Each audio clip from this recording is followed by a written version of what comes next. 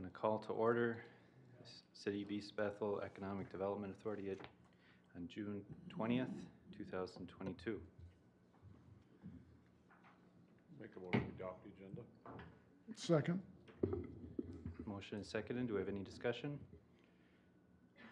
I'll second that. Seconded. All in favor? Aye. Aye. Opposed? Agenda is approved. Item 3, approval of the May 16th, 2022 EDA meeting minutes. I'll move for approval as submitted. Second motion. Motion is seconded. Any discussion on the minutes? All in favor? Aye. Aye. Opposed? I have to abstain, I wasn't there. I will also abstain as I was not present. Meeting minutes are approved. Item 4, reimbursement for city broadband study. Thank you, Tom. The city had discussions with Samantha Markman, the previous director of Anoka County Regional Economic Development, regarding the reimbursement of the cost of the Finley broadband gap analysis for East Bethel as an item that could be funded through the county study for North Anoka County. Mrs. Markman left her position on May 13th, 2022. Prior to her departure, staff contacted Ms. Markman to seek direction on the initiation of the reimbursement for this item. Ms. Markman acknowledged that this was discussed internally at the launch of their Anoka County broadband feasibility process. Ms. Markman had requested a draft of our study and informed staff that the county would use our outline as a model for their work and it would be eligible to be included in the cost of their work. Upon completion of our draft, Mrs. Markman reviewed the draft study completed by Finley and stated that our study appeared to take a much more commercial focus on the business community in comparison to direct residential feedback. She also added that the Anoka County study plans to really hit on both the commercial and residential area and thinks this will be a true value add in addition to the study completed for East Bethel. She later clarified this comment that her previous statements would have to be approved by the county. Before she departed, she copied Rhonda Sivaraja, the county administrator, to email to get her thoughts and feedback. She informed staff that Ms. Sivaraja will be the one to coordinate this information moving forward. Should there be a need for an alternative to her previous offer, staff asked Ms. Markman if the cost of our study would be eligible for the county broadband grant program. Ms. Markman's response was, this would be an eligible expense per American Rescue Program Act guidelines. We would just need to work to ensure the county board would support the use of these allocated funds for the purpose of the study. Right now, it is written to support broadband construction projects, but it is an eligible expense per ARPA and could be potentially considered in a one-to-one match up to $150,000 currently allocated to East Bethel. Ms. Markman stated that she copied Rhonda Sivaraja and Karen Skepper of our correspondence. Based on the above information, staff is in the process of preparing a formal request to the county board by the city for the reimbursement of our work to be included in the Design 9 study expense that the county is currently conducting. Any funds that would be received from the county would go back to the EDA budget for purposes and use, hopefully for further broadband projects or other survey needs. This is presented as an information item for your discussion, comment, and recommendations, but we will have a proposal before City Council to request the full reimbursement of the $61,000 as originally discussed with the county for the Finley broadband gap analysis, and we'll be able to report back to the EDA and the council hopefully within the next 2 or 3 weeks of what their decision is going to be.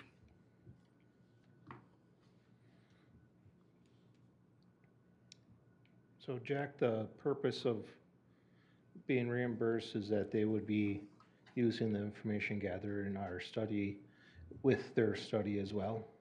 That's correct. They essentially used our outline, and the statement that ours was focused more on commercial activities is, I don't think is really truly accurate. We focus more on what our needs were, what the existing situation was here in East Bethel, what a build out of a system would look like, and what would be our next steps going forward, which kind of mirrors what they've outlined in their study too. So we'll have to pursue this with Ms. Sivaraja and take it from there and see what we can do to get some or all those costs reimbursed. Okay, and we've already provided them with a copy of our study. That's correct. And so if they essentially use any information, all that study, then I would suspect that we should be entitled to reimbursement. Yeah, and Stephanie will kind of review a few things. She attended a meeting last week in which there was kind of an update on where they were with their study, and what they reviewed kind of mirrors exactly what we had done to date. So we will press that fact. Okay.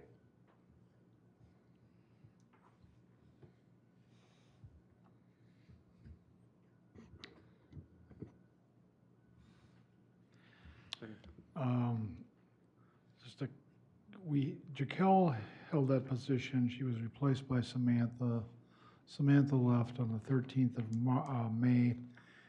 The county was trying to fill the position. It says later on in item 6.0 that we would have an update to the EDA on that position. Has that been filled?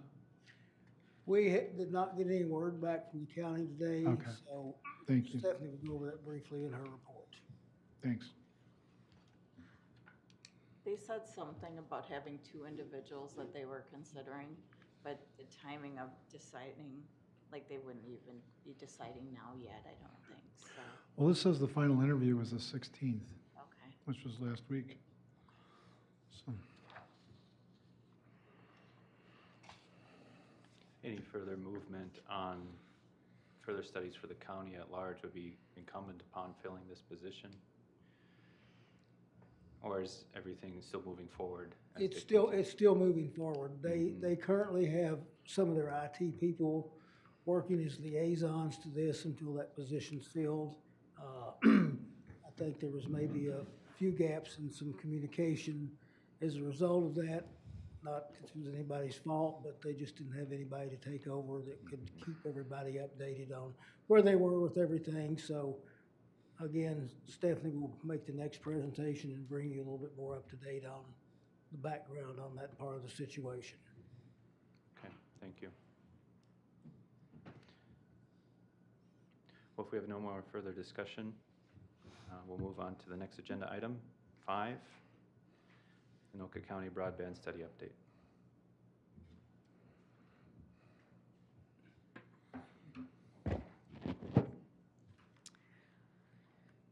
In order to continue to promote the broadband infrastructure expansion for areas in Minnesota that remain unserved and underserved, public sector investment is necessary. The Border-to-Border Broadband Development Grant Program was initially established by the 2014 legislature to assist with costly deployment projects that might not occur without public financial assistance. Minnesota Department of Employment and Economic Development has the authority to award grants and to assist broadband providers with eligible infrastructure installation costs. So last Tuesday, I attended a meeting with Anoka County. They had just an update meeting on their project with the broadband. And they do understand that broadband connectivity has become a critical part of infrastructure for residents, businesses, institutions, and for remote learning and working from home. The county is aware of significant gaps in coverage in sections of the county, and they have contracted with Design 9 to conduct a broadband study to determine how they may better encourage and provide broadband coverage throughout the northern area of the county. So the big map that they put up on the screen was the same one that we talked about, showing that, you know, there can be one person in the census block that has broadband, and then it shows that everybody in that area does. So what they're doing is taking that map and going a little bit deeper on that to actually find out how many people in those areas have the broadband. So that's one of the portions of the project. Primary goal of the study is to capture that data that will determine the best path forward for broadband network that will meet or exceed connectivity services for the entire county. This includes identifying areas of the county where 100 download and between 20 to 100 upload speeds are not available, prioritizing infrastructure investments to meet the long-term needs of county residents, businesses, and institutions, and identifying monies to assist funding fiber for the unserved and underserved areas throughout the county. key part of Design 9's data collection process is a public survey targeted for businesses and residents regarding their current broadband connections. Residential and business surveys were mailed to the public in select zip codes and were available online. The results are hoping they'll provide detailed broadband usage and coverage data needed to complete that study. At the time that I went last week, there was not a very good rate on returns. There was about 400 mail-ins and maybe just 1,000 people did the survey online. So they didn't get the amount of people that they wanted to do that yet. At a staff level, there's a little bit of concern because there was little communication and coordination regarding the survey from the county to those targeted northern municipalities. We only received a brief note of the survey, was mentioned, and it was sent. It was included in an attachment with an obscure link to the survey. As a result, most cities that were a part of the survey were not able to be part of the notification to their residents, and it was a 12-day window for submission for this survey. The survey did close on June 14th, but staff, usually East Bethel staff, contacted Anoka County regarding extending the survey completion date. The county agreed, and the final date for submission is extended until June 24th.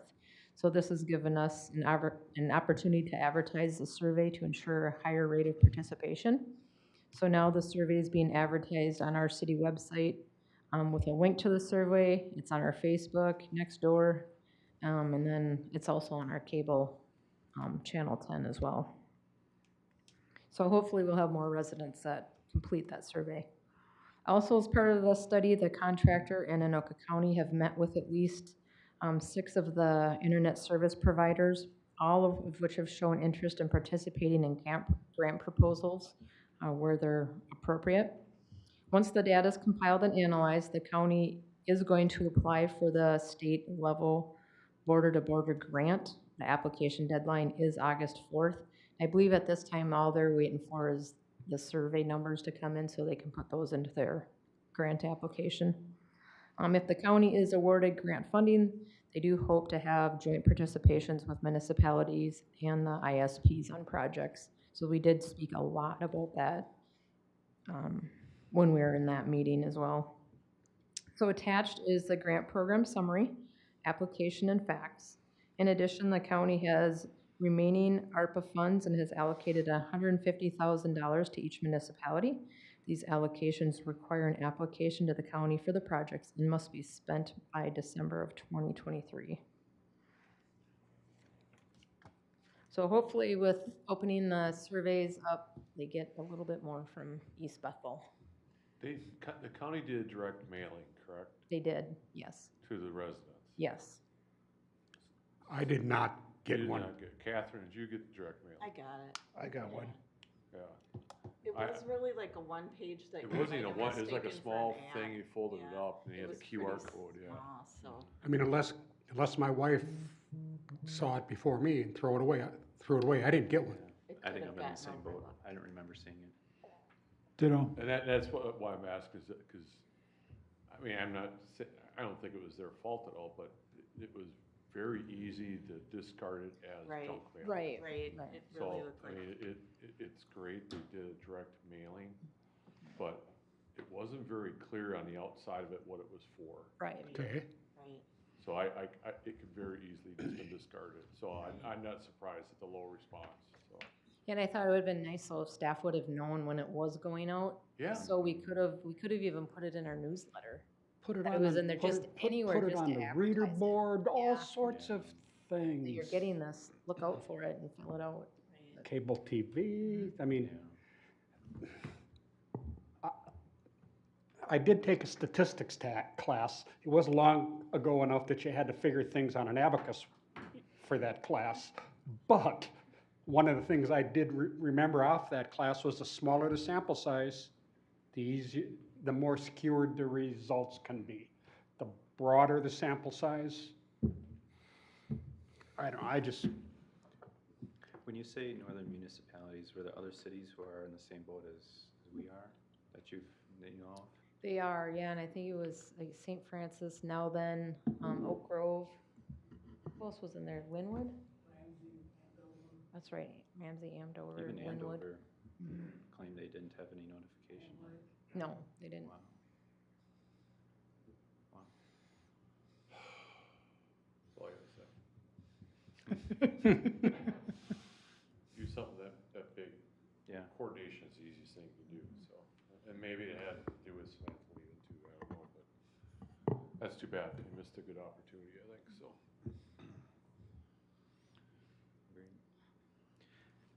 I did try that link today on the city website. It was not working. Is it something that needs to be refreshed now that we're past that initial expiration date? It shouldn't be. I think Well, I was on it. Yeah, for sure. Okay. Didn't you say the survey closed on the 14th though? It closed on the 14th, but they opened it back up till the 24th. Oh, okay. We talked to them, got them extended another 10 days. Oh, okay. Okay. Were there other complaints from other cities that they wanted to see it extended to? We didn't talk directly to the other cities about that, but the other cities were expressing the same frustration that Stephanie mentioned that we did about the lack of communication, the fact that it's very obscure, it really wasn't easy to notify. The response on the direct mailings emphasized and reinforced that too. And also, I'm not sure that they said they sent it to specific zip codes. I called them and they said they sent it to 5505 and 55011. They said they didn't mention 55092, but Tim got one, he lives in that zip code. That's your zip code, it's 55011. 9092. I'm 01, I'm 11. I'm 11, I didn't get it. Okay, but they said they sent it to specific zip. Well, we may have gotten it, but again, when you get, I think everyone got it. It's possible, I yeah. think everyone got the mailing. It's just, it was so easy. It looked like almost like a junk mail. postcard. It was easy Yeah, just to it looked discard like it. junk So- mail. That's true. And I don't know what else you could have done. I mean, My- write letters what it's for would have been nice, but you had to kind of read it to understand what it was for. Right. my administrative assistant doesn't have a large tolerance for mailings that come in that aren't specific to the household. And so I think that may have been what happened, like you said. I'll have a word with that person.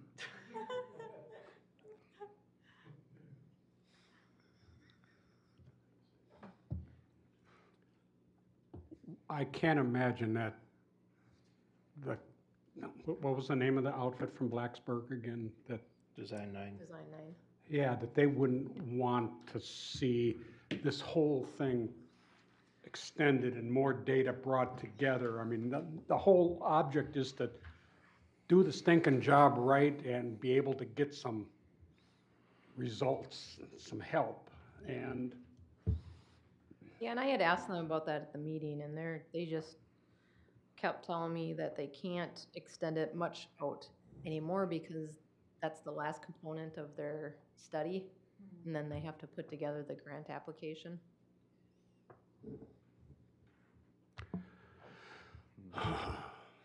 Is there a part of the grant that's dependent upon having a certain response rate? That to I don't make it- know. I haven't looked at it. You know, even if they double the responses, it's still low. So Yeah. I it's, don't know if any extending it's going to help much. I know. It's what was missing was the education part of it. So Yeah. The Anoka County staff, when I was speaking with them, seemed pretty confident, though, that they will be getting some of the grant money for the board, that they do meet all the qualifications for it. Okay. Well, survey sent by mail, if we got 1,000 responses, was that for East Bethel? Just in total. They didn't break it down, actually, the day of That's the total responses they got for all the municipalities? Yeah, yes. That's terrible. Because I was gonna say, if we have 4,000 households, we get 1,000 responses, that would be, I would say, pretty good. Yeah, and they told me that this week they should know the breakdown of the surveys, where they came from. So I'm waiting to hear on that, too. Okay, thank you. Curious on that. Okay. And I did check on the city's website, and yes, the links are down for it. Okay. Thank you.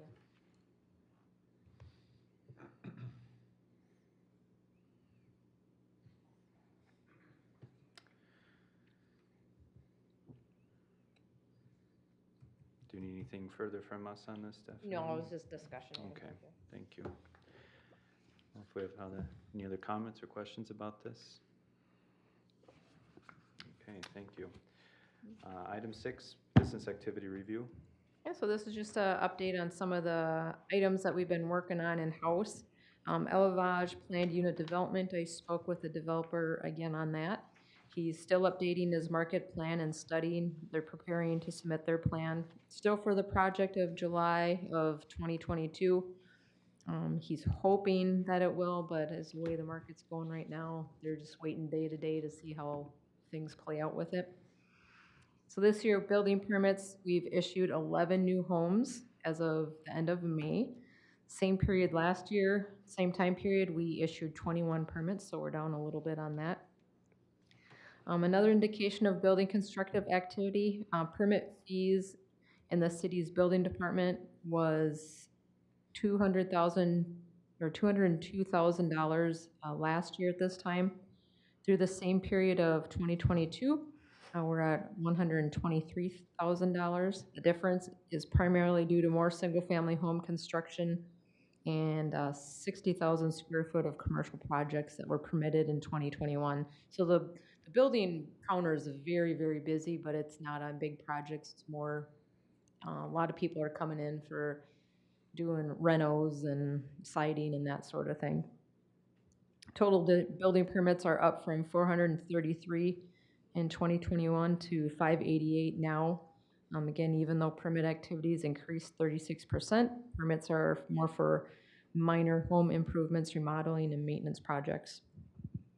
One of our residential developments, known as Prairie Hills Subdivision, this is located on 213th Avenue in Tippecanoe. The final plat for this 16-lot rural residential development will be presented to City Council at the June 27th meeting. They are anticipating that they could be ready for grading and road construction by the end of July this year. They really want to get going on that one.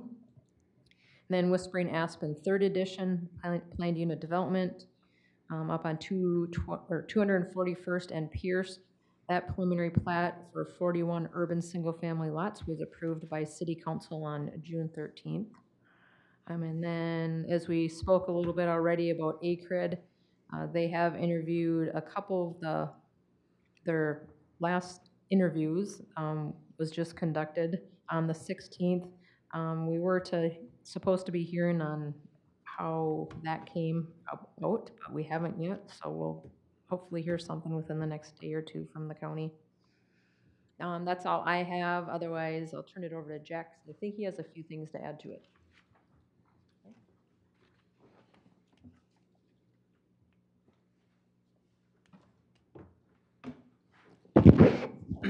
Thank you, Steph. I think the survey stuff on the county level was a little bit disappointing in the coordination and probably the ability to reach out to gather sufficient data. In our respects, I don't think that's gonna hurt us much because we're gonna have to be much more specific and get down to a little bit grassroots level when we do this to define what our served and underserved and no service areas are. We did speak to Doug Dawson. He is one of the primary authors of our report. He's the gentleman that we spoke to that had the Grateful Dead t-shirt on in our interview. And I asked him about the survey that Anoka County used, and he said if they were to design one for us, it would be of similar nature. There may be a few questions different, but the survey itself, he said, was pretty sound as far as gathering information that they needed. The other thing is we talked about what are our next steps in this. We feel that Midco is going to be kind of the driver of what we can do for certain things. I reached out to them and they will be here to make a presentation to us at our August meeting. So they'll be able to tell us what we can do, and maybe from that, we can tailor some projects. And that way, we would have defined areas where we could actually go in and do those surveys within a defined boundary to see what we have.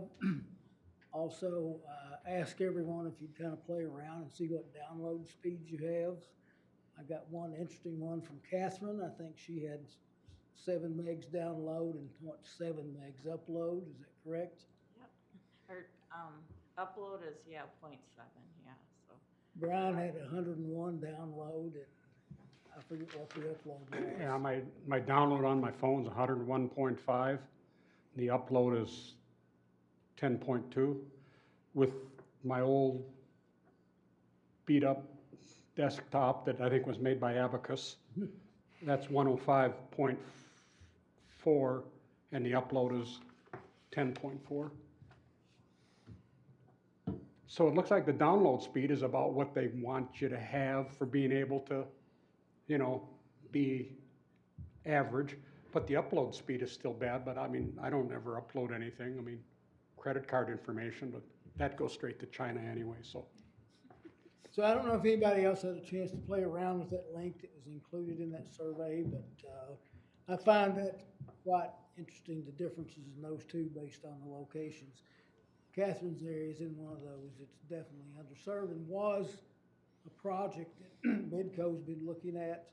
I don't think it's on their books for this year, but maybe next year. That's something that they can give to us in our presentation. But I think once they give us our areas, that'll give us some definition on what we need to do for survey work. And I think our survey work is going to entail actually beating the bushes a little bit to get a very good response rate so that we can prove that those areas are underserved or not served at all. My download speed was 52 megabits per second, and the upload, which was a surprise to me, was almost 20. So, and I used the link that was provided in the packet versus just going speed test, and it usually uses Okidata, and then from there it's usually 50-10, but this was 50-20 or 52-19.6. My question and my thought on this is, I see Midco, we've got a 16 site plot that's going to be developed on 213th, and Midco has already run the internet over there. And they also ran the internet for the development on the east side of Durant. They were working on that last year. And so if they are that proactive to get into the new housing developments, yet there's existing critical mass that's waiting for them to come in, how does the city get them to recognize that and act on it? I guess that's the $64,000, 64 megabyte question. And I think that's one thing that we need to ask them, and I think the whole success of this is our ability to partner with Midco and show what our priorities are and kind of marry them with their priorities and make sure that we get something that's hopefully going to satisfy or come close to satisfying both of our needs. Melissa Wolf will be here along with Jason Sachs. Melissa's their governmental manager for the metro area, and Jason's the project manager for the North Metro for their extension and improvement projects. So we've met with them once before. They were very cooperative. I think Midco wants to work with us. I think this is a good chance to start this relationship again and establish this dialogue and see what we can do to form a partnership that will identify these, especially these specific areas we know that are underserved or not served. In your case, Dan, you would be classified as underserved, so that would be a qualification. Well, see, I don't feel like I'm being underserved because I've not had latencies like Catherine has. But That's see, not latency, that's being ignored. See, what you do though, you meet that basic criteria of less than 100 meg of download. Yeah, but who, you know, back to the question, who's establishing that? FCC. Okay. Dart to the dartboard, it hit 100, okay. My needs don't exceed that. I've not had latency. I don't download well, you know, we download stuff, but movies aren't one of the, you know, if people are experiencing latencies because they can't access a movie, It typically comes wait, when you're, just wait. when you're It'll doing- get there, you know. Yeah, and you know, again, it's an arbitrary figure that they've come up with. Here's the standard. If you fall below this, you're underserved. If you fall below the 25.3 standard, you're not considered even served. Well- Catherine's not even considered served.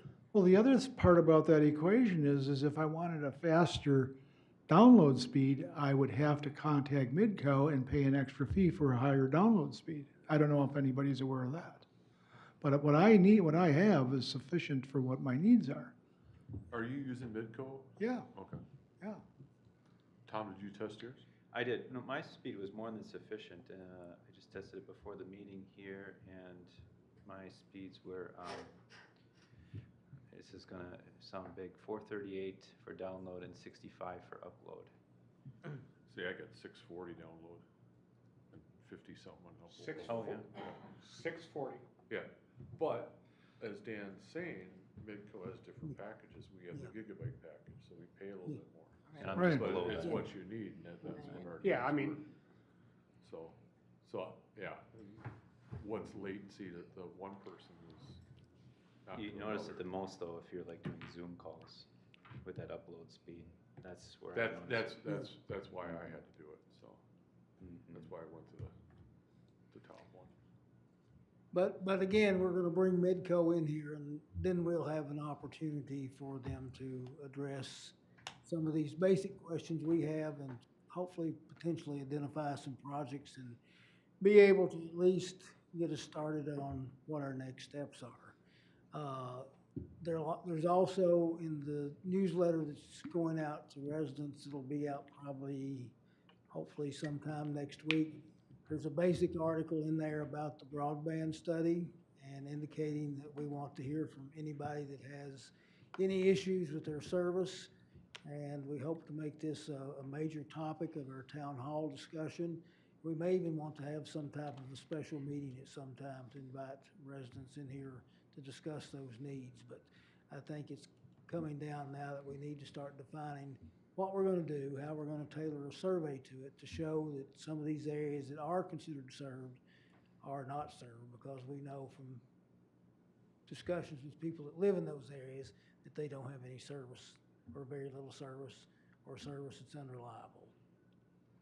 So would it be in our best interest to develop a survey with Midco so that it gets the information we want and also gets them information that they need as well? I think that's a good point to start, is we need to figure out what they want and what they need. But we also need to tailor it, we have to meet the grant specifications too. Because we'll be using this money to apply for those grants, the one that Stephanie said, that border-to-border grant.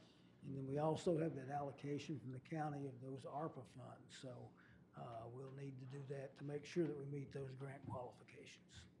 Mhm. Good. All right, thank you, Stephanie and Jack. Do we have any other discussion, questions? I think just some feedback. I have neighbors that have access to Midco already because they trenched into their homes that I can see. But, you know, so they're not far away. But a bunch of other neighbors kind of got frustrated with Midco not being willing to go. Midco at a time in the past was telling people if you paid $10,000 or $12,000 or $20,000, we'll connect your home. And of course, people weren't interested at that level, and they were put off by it. And so now people have found some better resource with moving from CenturyLink and going to like T-Mobile, because now they offer some services they couldn't offer before. So people are actually getting a better rate than they were getting from CenturyLink, and they're getting some better speeds. They're not getting the level of speed and the level of options that Midco provides, but they're getting stuff that makes them happy. And So then it's hard to say if they'd be as interested in Midco now. Is the T-Mobile the Wi-Fi service? I think so. I think so. Yeah, and from what my neighbors have reported, they're getting this for under $60 a month, and they're happy with the speeds. It's much better than CenturyLink was offering. And CenturyLink, they were maybe paying $10 more a month for, but they weren't satisfied with the service. Yeah, I think the big difference is there's a cap Yeah, on how much bandwidth they get. You know, Right. It could slow down. and I have neighbors that have 'Cause been we looked at trenched that into too. Midco that have options. But they also have some needs that compel them to wanna, pay a little more and get that out of it too, which we might have too, but that might not mean that my whole neighborhood wants to do that, so. I think it's trickier now than it used to be because those carriers are offering something, and before those carriers weren't offering anything. And people are kind of stuck with CenturyLink. And I have CenturyLink, and CenturyLink has expressed to us they only care about businesses. I mean, they try not to exactly say it in those words, but they say they want to expand their business connections and they really don't care about anybody else. I mean, they're kind of careful about how they say it, or sometimes they're careful, but for the most part, they're not that interested in enhancing residential service. Jack, Stephanie, the new developments, is anyone even laying any copper line for telephone anymore? I mean, CenturyLink, are they putting lines in? I don't know if they are. I can't imagine they would be. but- In our last, the second phase of Whispering Aspen, we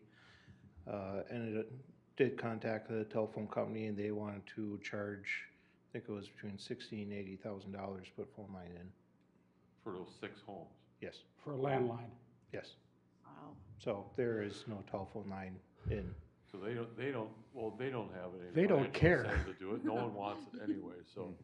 Yeah. So I think what you say, Catherine, is probably very true, is they're gonna focus where the money is, and that's business, so. Businesses. And it was interesting, just like they found with that survey, when those gentlemen did the survey, they said, kind of that they could get away with charging similar businesses very different amounts, and it was really just, they were competitively trying to get what they could out of whoever without some kind of a rhyme or reason to it.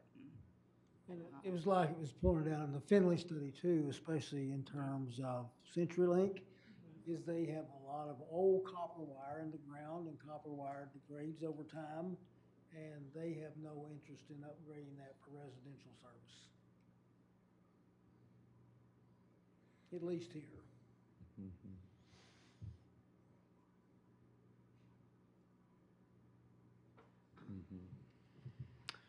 Okay, that's good discussion.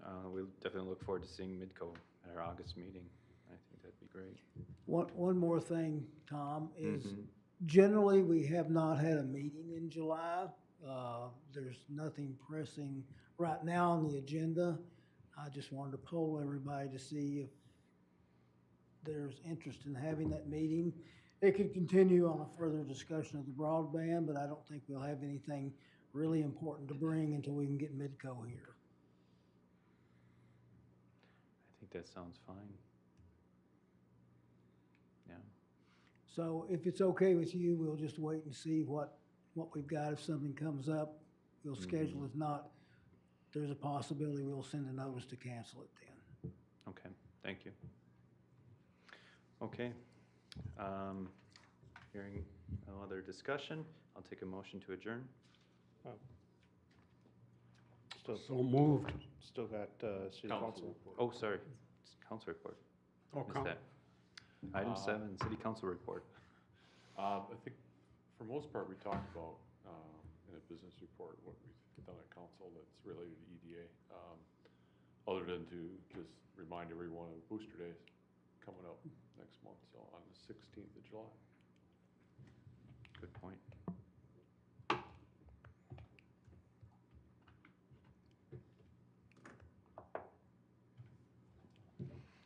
Okay. That was a good report. It's good that we didn't skip it. Thank you. I will take a motion to adjourn. So moved. Second. Discussion? All in favor, say aye. Aye. Meeting is adjourned.